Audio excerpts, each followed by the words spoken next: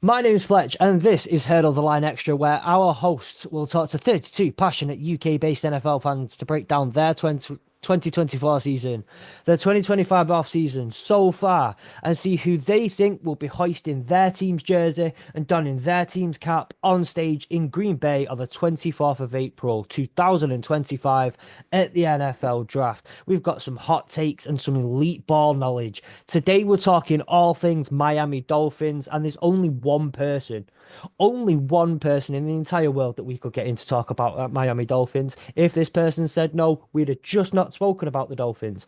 It's none other than Andy Davies. How are you, my friend? I'm good. Thank you for that glowing reference there. Yeah, I'm good.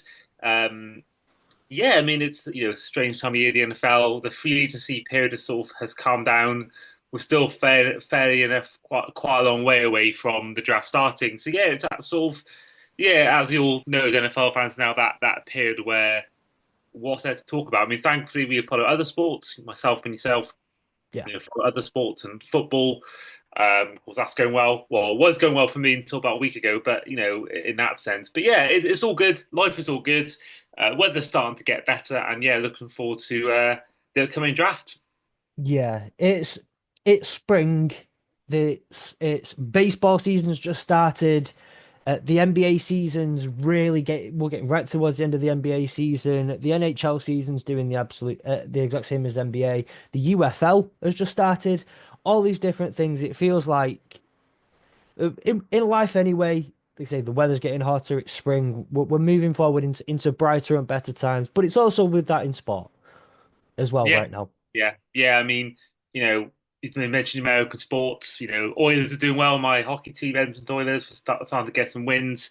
The Warriors, I've become a Warriors fan literally the last month because I've loved Steph Curry for as long as I've ever liked basketball, and starting to actually pick a team I actually want to support. And yeah, it is the Warriors, and Yeah. they're doing fairly well even without him. Had a great winning streak, and yeah, the baseball, my team's the Cubs, so they've already played a couple of games in Tokyo. So yeah, don't follow them quite as much as maybe NFL, but hockey maybe I do. But yeah, certainly yeah, Yeah. enjoying the other sports on a bit more of a casual basis. Watching highlights when I can. I can't quite have the same stomach to stay up till 4 a.m. in those sports compared to NFL. But Yeah. yeah, it's with the beauty of American sports is that you get it all year long. Baseball season goes on in the summer, hockey and basketball will go on all year round. So yeah, it's yeah, life is good. Yeah. So what we're doing with obviously with everybody that we bring in, most people by now will hopefully know who you are and that you are a Dolphins. If they don't realize you're a Dolphins fan by this point in the episode, at least, then there's something going wrong. But do you mind just giving us a quick introduction onto how you became a Dolphins fan? So actually, by mistake, I love telling this story because actually it's by mistake. My brother has a lot of a part to play in this. So basically, I'm in my house board on a Sunday, turn on the TV, and it's Saints Chargers on BBC. I will say BBC Two, definitely BBC. I want to say it's BBC Two. Could have been a down, one possession, a half. I can't ever remember how long I watched it for, but I remember watching it and just immediately loving it. I've got into. I knew about the sport because of shows like The Simpsons, but never really got into it. And then, yeah, when I saw that game in London on TV, it got me a bit more of a thirst. Because back then, there was no. Well, we didn't have Sky at that time. There was no, and as a result, no Sky Go. There wasn't as much coverage on. There wasn't iPad, so you couldn't do that either. So the only way you could really watch sport in certainly my house at that time, and a lot of houses, I think, was through the main TV or maybe a spare TV. So when I even got into it, I'm like, well, it's like one of the things where you can't really then, even when you got Sky a couple of years later, it's then how are you going to then convince, your mum's already allowed us to watch 4 hours of football. How are you then going to let her sit through from 6 p.m. onwards when she loves shows like Street Come Dancing, Countryfile? It's her Yeah. time of the evening to watch. I never really got the chance to watch it there and then Sky Go became a thing. BBC highlights on 2015, and then it just grew. But back then, my only real source of watching NFL was YouTube highlights, but also Madden. And I bought Madden, the one with Brett Favre on the front. And I remember, as we all know, who play EA Sports games, it'll ask you at the start of the game for your favorite team. And I was like, no family ties towards anywhere in America, only really Canada and Edmonton, which is why I'm an Oilers fan. So I had kind of a free reign, and then I knew we were going to Orlando 6 months after buying the game, so I was preparing this holiday to Disney World, Universal Studios. So my brother's walking down the stairs, and I said to him, "Look, Rob, which team is closest to Orlando?" And he told me the Miami Dolphins, which geographically is actually incorrect. Is Buccaneers out the closest team. So I could have got multiple playoff wins, two Super Bowls. Being said, I got 14 years of three playoff appearances, not a single playoff win. But yeah, picked them on the game, loved the colours, and that's it. That's it, really. Used the hell out of Ronnie Brown and Ricky Williams because I just couldn't pass the ball. I was still learning the game, and I was very much into rugby at that point. So I was very much just run, run, run. So yeah, I loved the colour scheme, loved the uniforms, and just when the time came where actually I fully started watching NFL, I was like, well, there's only one team I'm going to go for. It's a team that I've said I'm a fan for years, whilst just checking the score. So, yeah, that's my story of how I became a Dolphins fan. Yeah. Been to 8 Dolphins games, not seen a single win. 0-8 at live Dolphins games. I've been London, Miami, LA, Philadelphia, many others, and not one win. And I went to see him play the Jets in Week 18, the season just gone for my birthday, and I thought against a Jets team which had Aaron Rodgers and that not playing well, and I thought I was going to get a win, but it'd be a hollow win because we missed out on the playoffs. And turns out I got neither. We missed out on the playoffs, and also we lost. And it was pretty pretty tough. And I think we're playing in Madrid, and there's talk of the Bengals. If you get the Bengals or the Commanders, boy, I think that could be 0-9. Yeah, I mean, well, like, look, we can get. I think that could be spoken about, but the way the Bengals are going right now, they might put 40 on you, but they've got enough. They've got so little on defense that you might put 50 back on them. So they're they're very very lopsided on one side of the ball there in Cincinnati at the moment. Um, but you just said you've been to see Miami so many times. You even went to games as recently as January. Well, to see the Dolphins. The 2024 season, do you want to just give us how you thought it went? I know you say a bit disappointing not making the playoffs, losing to the Jets in the final week of the season, but how overall do you think the season went? Generally, in my 14 years being a fan, this is my least favorite season as a Dolphins fan because in the years gone by, when we've been bad, I've expected it. When we've had Adam Gase or when we've had, I've just forgotten the guy's name, Joe Philbin.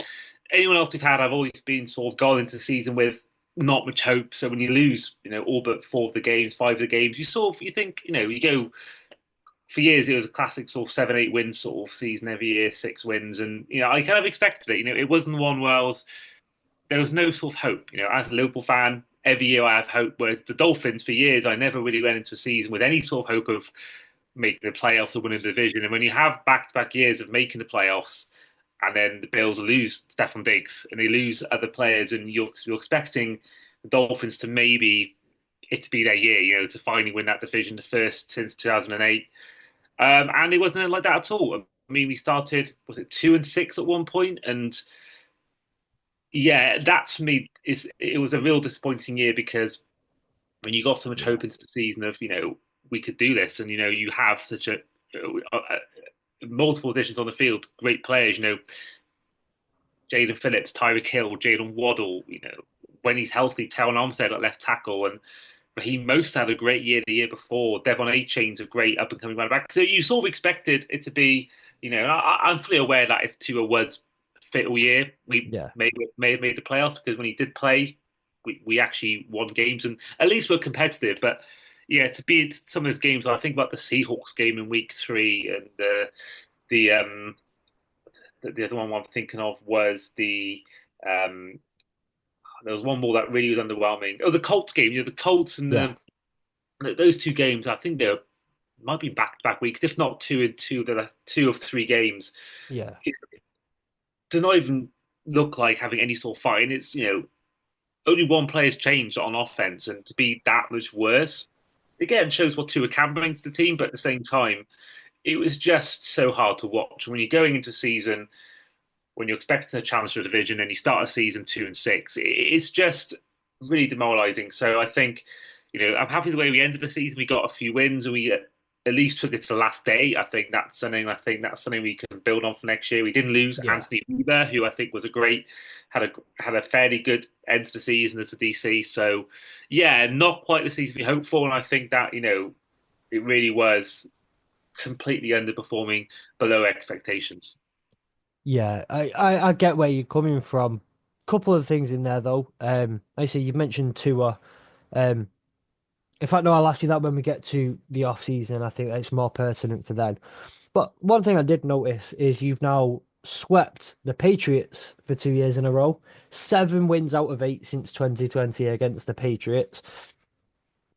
The Bills, you mentioned the Bills losing Stephon Diggs, but I mean, well, look, Josh Allen went on an MVP run, ended up winning the MVP as well, which is some of those things you just when you're in a division with Josh Allen, that's just a thing that that's an elite player that you're coming up against. But yeah, I can understand the frustrations at being in that division, the Jets being the Jets, the Patriots now being what the Patriots are. It must be very frustrating to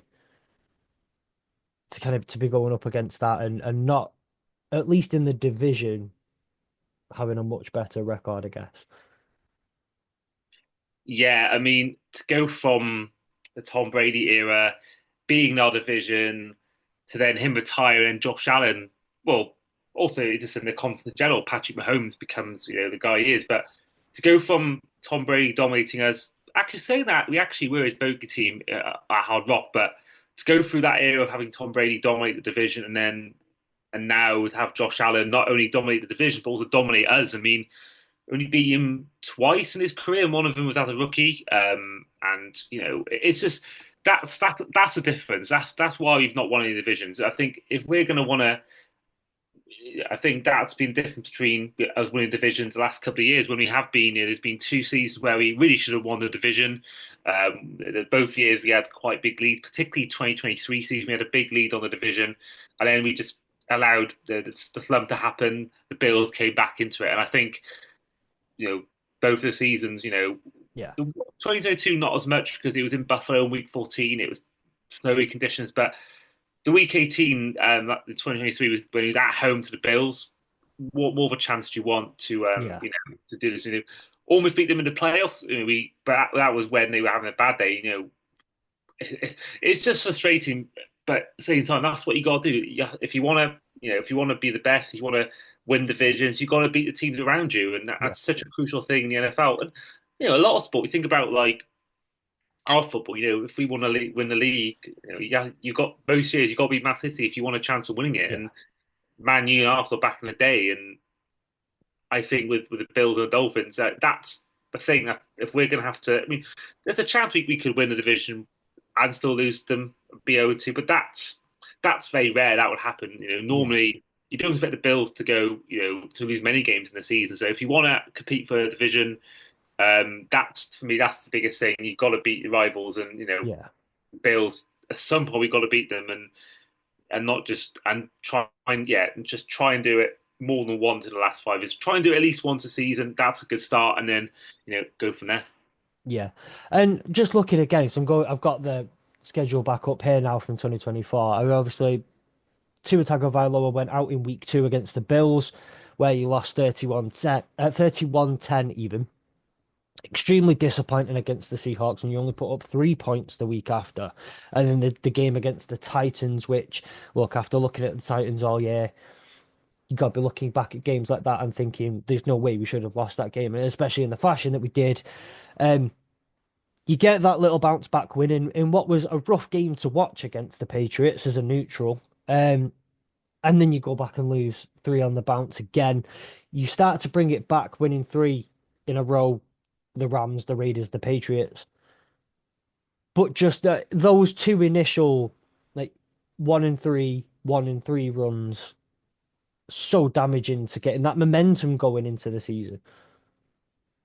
It's that was a killer because I think you know like you say, you probably expect to beat the Patriots and the Raiders. The way their seasons went. You think about you mentioned the Titans ascend, Yeah, how bad their season's been. You look at if someone told you what you're going to play the Raiders, you're going to play the Patriots, they'll have just a handful of wins between them.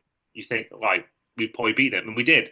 But the Titans one, I think, was the most sort of the most crazy for me because even just for payback, what happened the year before? I mean, that game against the Titans, which I think killed our season, which I'll always look back at one of probably my least favorite Dolphins game of all time when we had that massive lead and we let it slip late on, and you think you'd want revenge for that, let alone and let just win a game in general. And I think with how bad they've been, well, we did last year and a half, 2 years, you should be beating them even with the yeah, backup quarterback. I mean, Malik Willis, look what happened to him. Went to the Packers, had a great time as a backup, and that's because of multiple things, and one of them includes good coaching. And I think you can look at McDaniel and blame him, and all round. Other teams have backups and still manage okay. I mean, there was that pass from was it Blake Gabbert, or there was a Matt Moore for the Chiefs against the Browns in the divisional round when he came up. Mahomes went down, yeah, came in,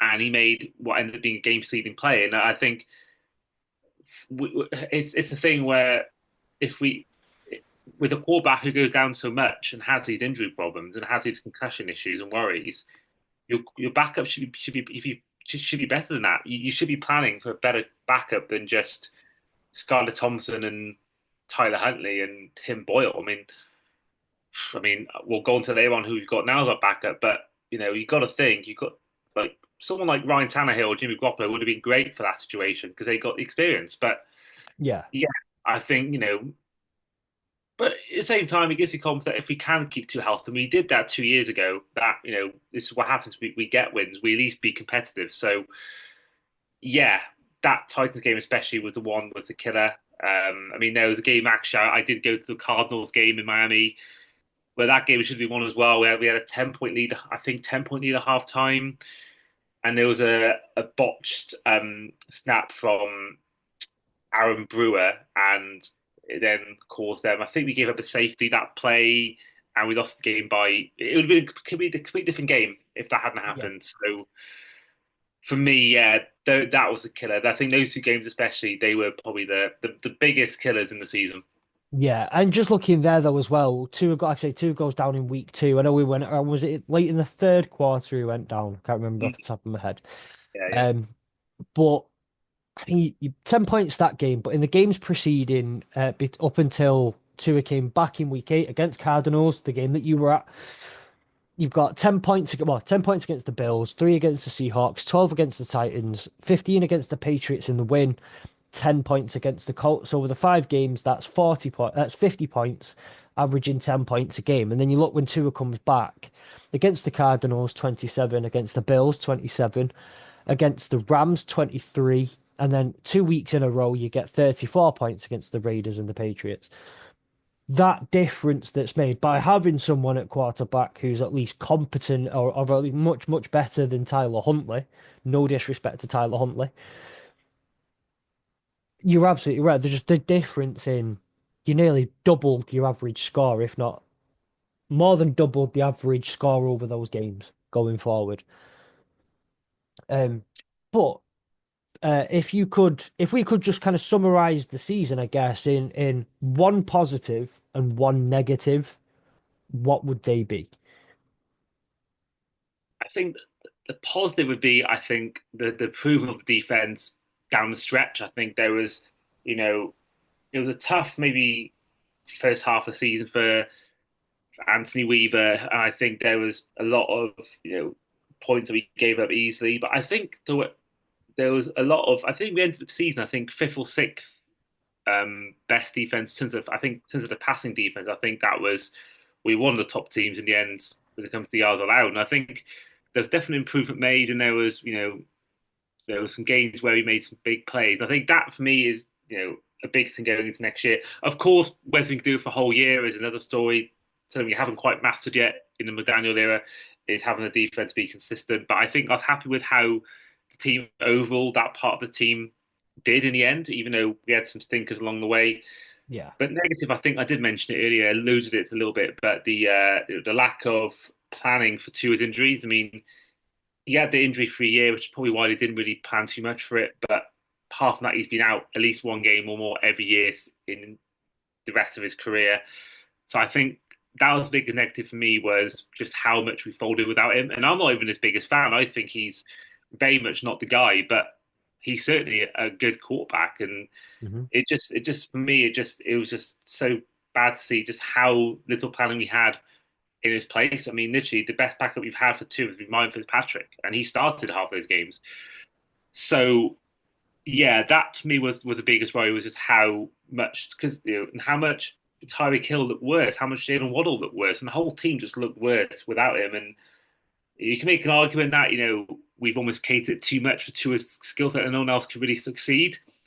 But yeah, it was not pretty at all. And I think that's one thing I think I want to. I'm hoping I've seen in off season is better planning for that situation, a better backup. But still, it's just yeah. I think that ultimately killed us because you can lose to the Bills. We've lost to the Bills before and made the playoffs, so that's fine. To some extent, obviously, you want to beat the Bills, but you can't be perfect, I suppose. But the fact that we just completely just looked so much worse without him, I think there's a lot to be sort of said for Chris Greer's sort of off season last year because he let a lot Yeah. of guys. Andrew Van Ginkel at one point had more touchdowns than the entire offense as a Viking.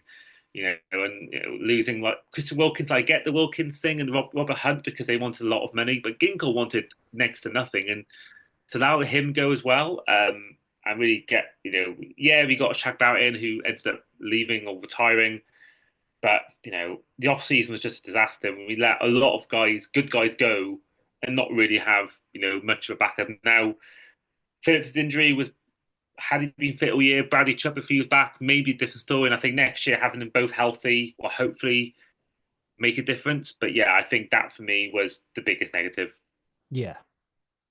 And if you could, on a A to F scale, pluses and minuses are welcomed in this as well. Give them a grade on 2024. What grade would you give? A C, I think a C is what you. Then again, a C, technically a C in school would be the pass, and I don't think that was really a pass. So I'll probably say a D plus because the team that's played back-to-back playoff seasons to not make it and go out with a whimper. I think a D plus is probably where I'd go because I don't think Okay. that season was at all a pass. I think it was, there was not really. I don't think many things to really end that season and think, wow, and have their head held high. I mean, the only one really was Devon A Chain and the defense itself, how it improves. I think they're the only two things that really you could go out on a season and when it ended and gone right, those two things improved or those two things were capable. I think Tyreek Hill was not the same player. Jalen Waddle didn't have a great year. Mostert had what 18 touchdowns last year. Didn't get a Yeah. single one last year. Now he's not there. The defense did improve, yes, but Javon Holland regressed, and now he's out the door. Jaden Ramsey is getting older, and Liam Eichenberg was his usual turnstile self. So, yeah, if I'm honest, not really a lot to be thankful for in this season, really. So, yeah, I think D plus is probably where I would go with that one. Okay. Um, we are now a couple of weeks into the new NFL league year. Obviously, as we said with all our previous guests, everything crazy that happens tends to happen between the Monday and the Friday ish, and then there's a couple of things that kind of trickle out. So when things like Max Crosby gets a a historic deal for a non-quarterback, and then a couple of days later, Miles Garrett goes, actually, no, I want the deal that's the highest paid non-quarterback, and then we wait a few days, and then Jamar Chase kicks that door down and says, "Excuse me, both of you can go away." Um, some of those things do kind of try, but we're at a point now, I think, where everything's calmed down a little bit. There are some players who are out there who may or may not find a home. Aaron Rodgers is still, at the point of recording this, still not officially found a home. I don't believe the Steelers haven't announced him yet, but it all looks like he's going to the Steelers, is where he's meant to be. Given that nothing crazy is likely to happen in the next few weeks, how do you think the Dolphins have fared in free agency and trades with who's gone out, who's gone in, who's come in, sorry, who you've re-signed. How do you think the Dolphins have fared so far? Are you happy with the business that they've made? Well, there's no one really has come in that I've been blown away with. I mean, the one guy I like that's come in has been Nick Westbrook-Akine. I also am happy as well with the likes of getting in James Daniels, getting in at least someone to add depth and bolster up that offensive line. So I think Westbrook Kine, I think, is a very underrated receiver. I mean, his time at the Titans, there was a lot of, you know, yeah, he's probably not got the stats of a top receiver. I think he's not got the yards to show for it stat wise, but I think whenever I've seen him play, he's always just put the work in. He's found some plays out of nowhere, and I think he's a really underrated receiver. He works hard, and he's almost like a little bit like a Julian Edelman, kind of a guy who isn't one of the top receivers, but he works his backside off. And I think that's one thing I've always been happy with Westbrook Akine is his ability to do that and make some plays really and just go that extra mile to make those plays. So I think for me, I think having him as a third choice receiver, I mean, the thing that killed us, I think, at times in our playoff years were we have Hill, we have Waddle. That's really it. That was really it for a long time. Yeah, We misused Mike Gesicki in that one year, and then now we've got Johnny Smith. Who had a great second half of the season. To have him and Hill and Waddle and also Westbrook Keeney, I think just means it's a whole different proposition for the opposition when it comes to coverages and having to try to mark four guys more than just trying to cover four players rather than two. And I think that for me is is always a bigger problem. That's why I think the big reason in the Rams winning the Super Bowl was getting OBJ, having that extra guy yeah, for the defense to try and cover and sort of game plan for. So I think overall, I think having him as a wide receiver four is pretty good. I mean, I think a worse WR fours certainly. I mean, and I don't actually know whether Johnny Smith is back. Actually, now I'm saying like Johnny Smith, I don't know whether he's on a 1 year deal or 2 year deal. I'm gonna quickly check that because as far as I'm aware, he's still is he a free agent? Let me just check that because I think that for me, if he's a free agent and not still the team, I think that's a massive problem. Those 2 year yeah, deals, he's got 1 year yeah, left. That's absolutely fine. My panic is over. He's still the team, but I think that's really it. I mean, we signed Alex Mattison. I mean, that's yeah, a really underwhelming signing. I mean, I could be proved wrong massively, but I don't believe that's that appealing of a signing. If I'm honest, looking at our transactions, there's not been really many else. I mean, Zach Wilson's come in, of course, back up to two, and now I think that's all awful decision. I mean, he's not great at all. I'd rather have someone like Drew Lock or James yeah, Winston any day over Zach Wilson. I'm surprised Drew Lock wasn't someone we considered, but it's been really that's really been it. I mean, there's not been many major outs I can think of really, and I'm looking at we re-signed the likes of Quinton Bell and the Eskridge and guys that don't really yeah, aren't really big parts of the team, and we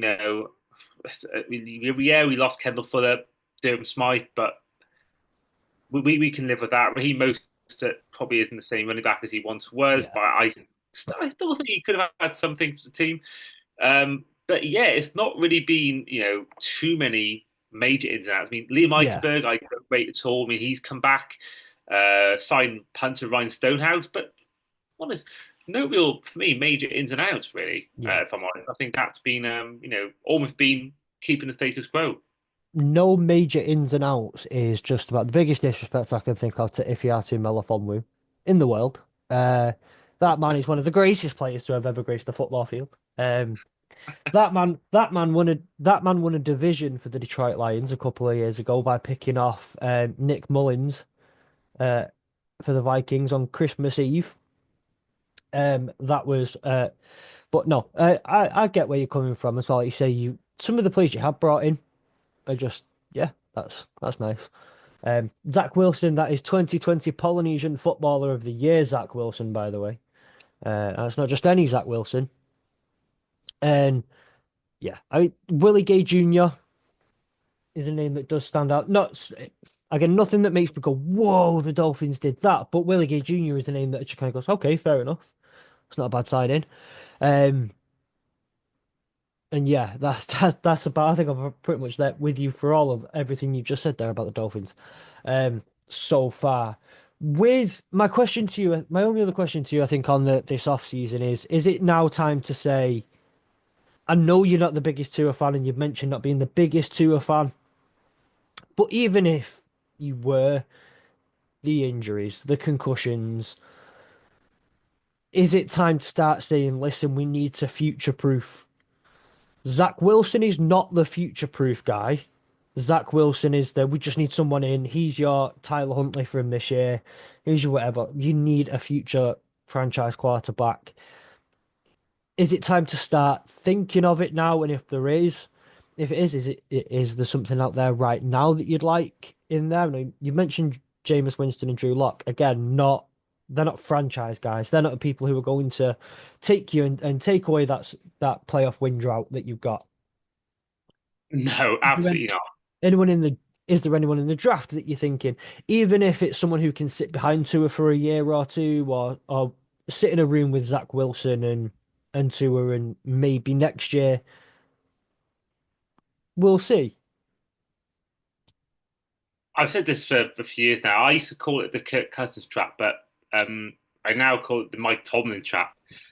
I think we're never going to be good enough to win Super Bowls with Tua. I don't think personally we could win with him. I think we could. I think if the defense is good and running back and all that, I think you could win with him. I think people have won. But then again, not many teams actually have one with average quarterback. Nick Foles was an average quarterback, but he had an elite year. Everyone looks at Trent Dilfer and Joe Flacco, but that's it. Think of the quarterbacks that have won Super Bowls. Think about obviously the last few years. Jalen Hurts, Matt Stafford, Tom Brady, Patrick Mahomes, Peyton Manning. I mean, Mahomes and Manning and Brady, the three of the best 5, 6 quarterbacks ever played a game, and Yeah, Matt Stafford is going to be a Hall of Famer. Jalen Hurts has us on a good trajectory to be one, and really can't. The last average quarterback to win a Super Bowl was Joe Flacco, but he played an elite level, yeah, same with Nick Foles, and so really the whole idea if you can win around him is possible, but at the same time it happens rarely, and you have to have everything else go your way. And I don't think we have enough players in the whole roster to really for that to happen. And on the other side, I don't think we're bad enough to take a quarterback high. So if I'm honest, no quarterbacks really this year. The only one I like is Cam Ward. I think Shedeur Sanders is personally. I don't think he's quite as high as maybe people are saying he is. I mean, I'm not. You watch college more than me, and I just think maybe it's the name. So I still think he's a top 10 quarterback. But I don't think he's top 2 or 3. But I yeah, don't think we're really going to be able to get a quarterback. And I think also we got bigger needs. I think the first round to there's 2 or 3 positions that I really want to target more than quarterback. So I think with two. I think with two, we are stuck with him as long as that contract is there. yeah, I do think someone more experienced as a backup, but someone who's better. I think that is what we should be doing. And I think where we are, sort of draft position wise, and as a team, we're not going to be winning 4 games. We're going to be winning at least 7 or 8 this year. So we're not going to be even next year thinking about okay, we're going to be in a getting a good callback unless we go tank mode and Tua goes down and we just stick with say if Tua went down for the whole of last year, we might have yeah, been sitting in the 3-win season. Then you can look at okay, we can get Shedeur Sanders, we can get Cam Ward. But I think with where we are, he came back and he played well and we got wins. So, as long as Tua plays at least half the season, we're never going to be in that position. So yeah, I think for quarterback wise, I think as long as he's there, I think he'll be our quarterback. But what I will say is that I'm not his biggest fan, but I'm also fully aware that we haven't done enough to protect him. I mean, yeah, every year we're crying out for an alignment. The one year we got him was Terron Armstead, and he can't stay healthy either. So for me, that should be where we're addressing in the draft. It's just O line, O line, O line, maybe a D lineman along the way. But the whole 4 or 5 years, yeah, we got Austin Jackson in the same round. We drafted Tua. Yeah, we tried to Liam Eichenberg, but we tend to often take these linemen in the second and third rounds, and you can find good guys in the line in the second and third round. But I think there's a few guys we'll touch on a bit about who's available, Yeah. but it's really good linemen in this draft, and I think we could get a 13. So I think if we don't get a lineman in the first round with that 13th pick, then what do we expect? How are we going to be taking two? If you can't go out and get the best guys in that position available, then it's our own fault and it's Chris Greer's fault. So Yeah. yeah, I don't believe. I think if you find a guy you like in the fifth round, fair enough, take a chance. But there's no one I'm thinking of right now, particularly good quarterbacks that I think we could get in this draft. I think it's a poor quarterback draft. No, I completely agree. And on Hurdle the Line, we speak about it, but definitely on college football, we talk about it quite a bit. How the draft this year just, I'm not the, I'm not the biggest Shador Sanders fan. I really like Shador Sanders. I actually really do. But you're right, Cam Ward is the best quarterback in this draft. Then it's Shador Sanders a little bit later, and then you've got the rest of them about over there. And who you might pick up after that, whether you pick them up in the second round or whether you pick them up in the fifth, the quarterbacks you find in that general area, there's not going to be, in my opinion, all that much difference in who you get, whether you go with a Will Howard or a Quinn Ewers or someone of that kind of stuff. And Jackson Dart's fantastic. I think he's someone who might climb quite a bit at the moment. But yeah, if you do see someone like a Jackson Dart or dare I say a Will Howard fall to the fifth, great. Like you may strike a little bit of gold. But other than that, and I was talking, I know you say about offensive linemen. Go into the 2025 draft. Is there any specific O lineman that you're looking at that you think you will fall to 13? Because look, Will Campbell, his name's thrown around everywhere, but I'm almost dead certain his name will not be gone.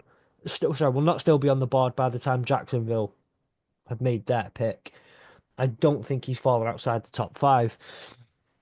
Who were you looking at in terms of O linemen then for the Dolphins this year? There's one guy and one guy only I want to see in a Dolphins jersey, and that is out of Texas, Calvin Banks Jr.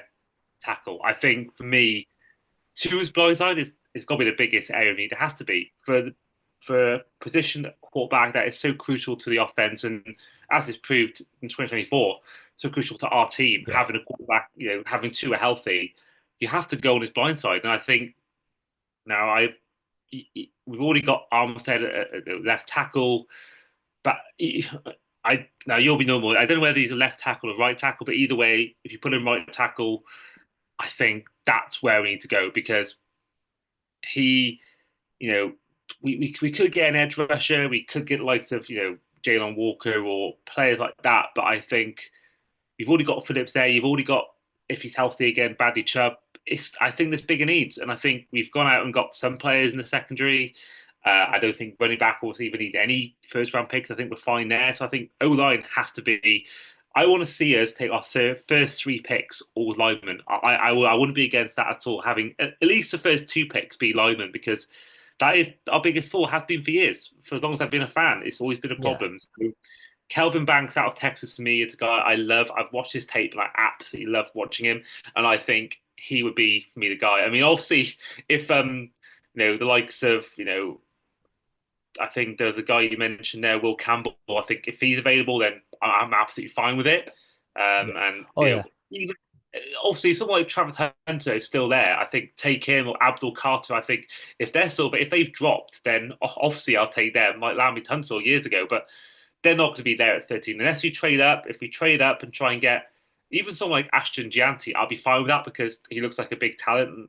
But I think if they're all gone at that point, I think O line has to be the priority. And yeah, I think for me, Kelvin Banks is someone I've loved watching his tape. So for me, yeah, Kelvin Banks Jr. is the guy. Yeah.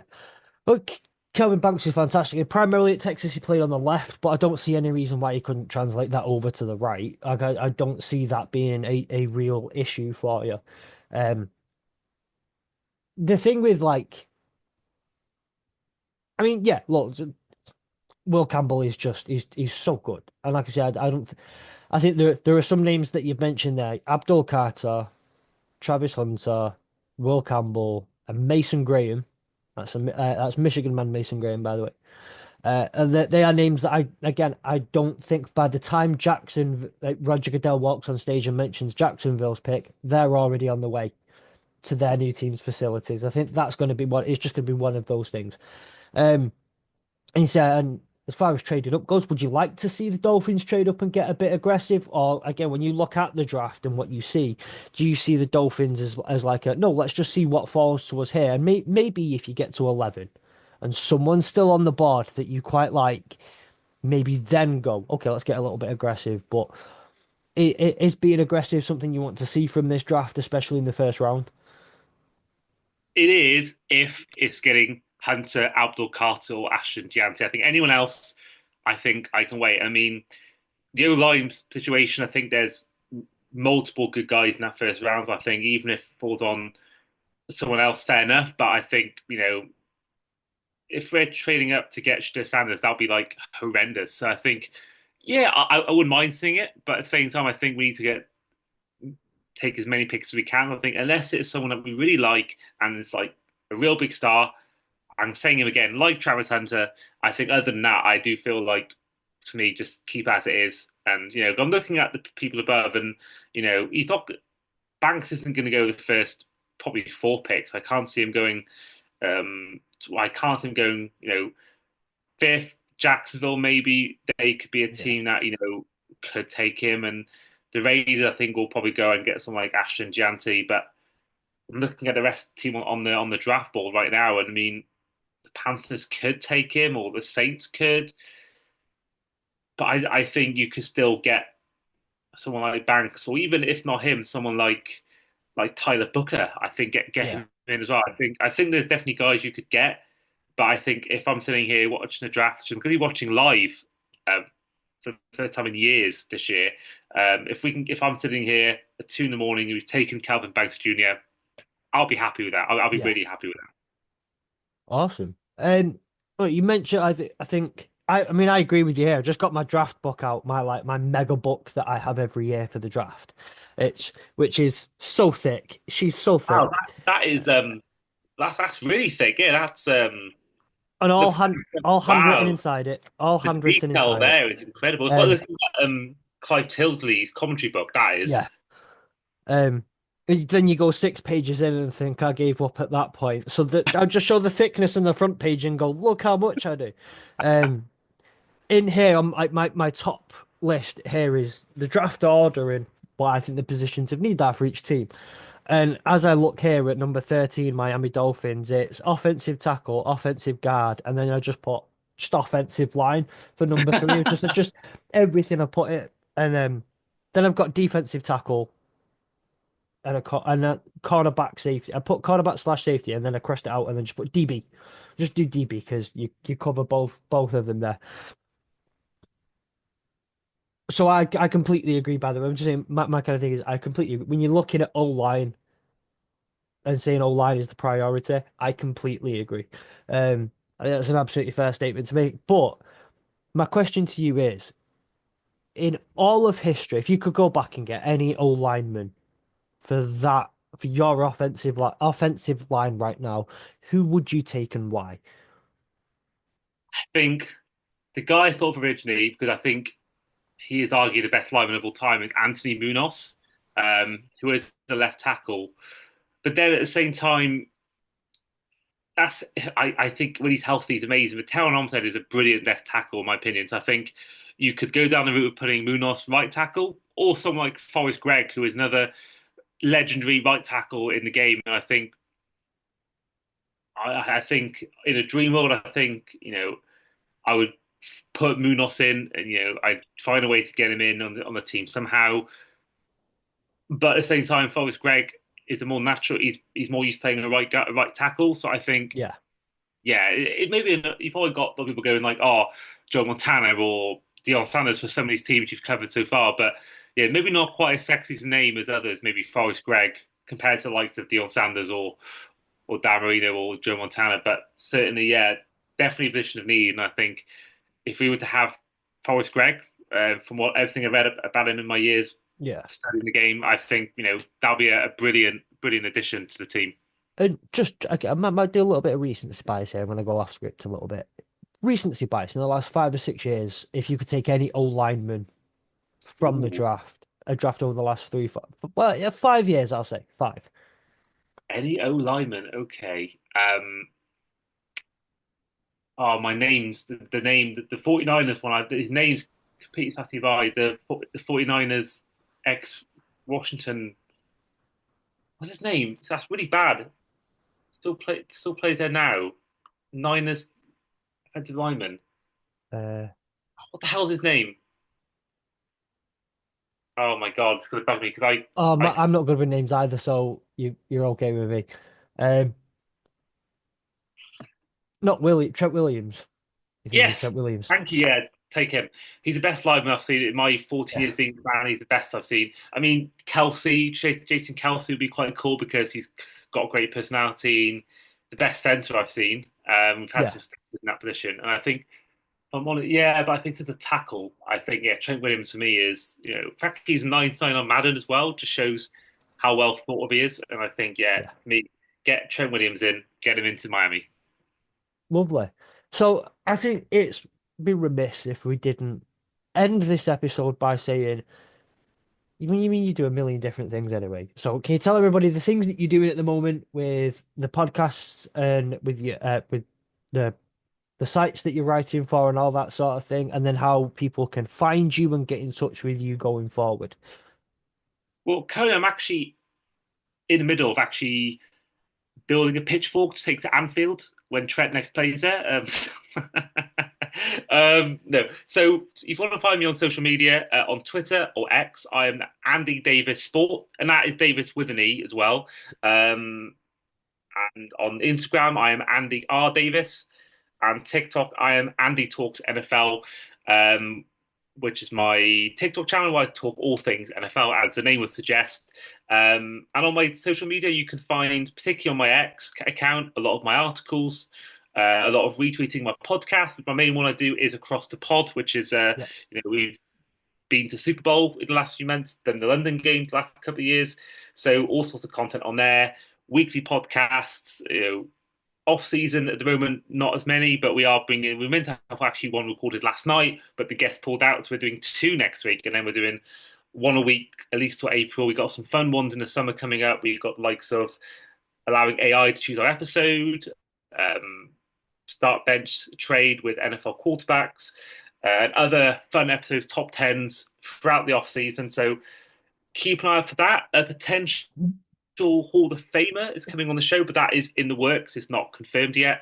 So definitely room for that. Interviews planned with other NFL players potentially on the show. So yeah, keep an eye out for that on love it, man. Spotify, Apple Podcasts, YouTube, Across the Pod. And that is across underscore the pod on socials as well, on Instagram and Twitter. And yeah, other than that, I do write for Vavel as well. I write for a football website, Vavel. Also for the touchdown and the franchise tag, where I talk NFL. So yeah, that's how you can find me. And if you Yeah, want to go further than that, I also do a YouTube vlog channel called Eurotrips, where we're going to the Allianz Arena, hopefully end of the month, end of April. We got our flight to Munich booked, just got to buy the tickets, waiting for a friend to get us tickets. And yeah, so there'll be vlogs at the Allianz Arena coming up. I think it's against Mainz they're playing by Munich, so keep an eye out for that as well. And yeah, I'll be doing. And finally, my final plug: I'll be doing a live reaction to the draft.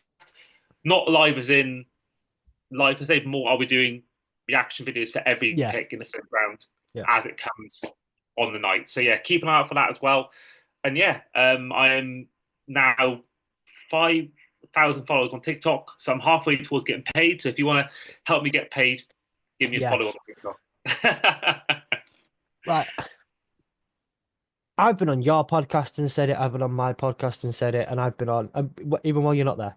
And I've been in multiple conversations. Everyone who knows me now, including Andy, knows how highly I speak of Andy, right? And this is no secret. And how highly I speak of you.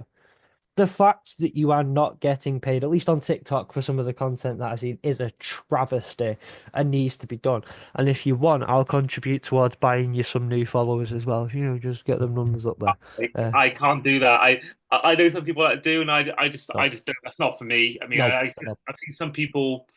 with like I know there's one guy, he's got like 6,000 followers, only 200 views, and I'm like, Yeah. yeah, I don't want that. I want to try and do it naturally. Obviously, Oh yeah. not, if you want to do it, fair enough. I'm not going to stop people doing it, but I do want to try and do it naturally. No, I So know. it's taken me about I think 3 years to get the followers I got now on TikTok. So yeah, just got to hope keep it going. But yeah, if anyone is listening who wants to offer me full time employment, because I do still work in a non-sports job, 9 to 5 job. So if you anyone there who is looking for a writer or any sort of media person, then please hit me up because I definitely want to leave my job. So yeah, Yeah. if you can help me, that's great. Anyone And listening? and me and Andy have agreed as well that if you do that, then you've got to let me know because I take a 20% finder's fee if you find him through this podcast. So there's that because I also do a normal job and don't want to do a normal job, so that's the thing. No, that's all well and good. Thank you. And no, I was only missing. I am very much in the camp of I am very anti buying followers and likes and things like that. I don't like it. So I was only messing. But thank you, Andy. I very much appreciate you taking your time out, coming and talking Dolphins. You talk every NFL team all the time. I hope it's nice to just get you to just talk about your Dolphins. And focus on them a little bit. I will be in touch very soon asking for various different Dolphins related things and items and things to know about because my daughter has decided to half kind of follow the Dolphins and we'll see where that one leads to. So you will be my master of all things Dolphins as I try and really get this child to pin her colours to the mast properly. So good luck with everything and we'll see you very, very soon. All the links to find Andy and everything that he's doing will be in the description of the episode, as well as the link to our Discord channel where it's the off season, it's long. Come and chat with us. We've got channels for all different football related things, so the NFL, college, UFL, Britball, all that sort of stuff, all the other sports as well, and just life things in general because it's a long, horrible off season. Let's get through it together with the little community on Discord. So all that sort of stuff you can join too and we will see you very soon, Andy. Thank you very much. Thank you for having me.